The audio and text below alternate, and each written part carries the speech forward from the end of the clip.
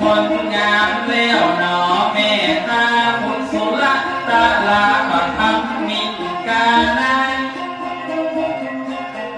ทำงานที่แม่อยู่ประเทศตั้งไกลบอกนายไอ้ก็เป็นใจยินอยู่ประเทศอังกฤษคุณ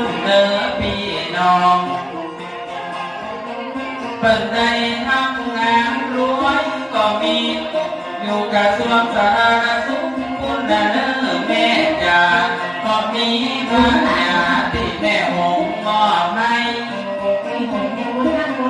อันนี้แหละหนอไอจะบอกเอาไว้เป็นเลือดเนื้อเชื่อไทยของแม่หงตึงม้วน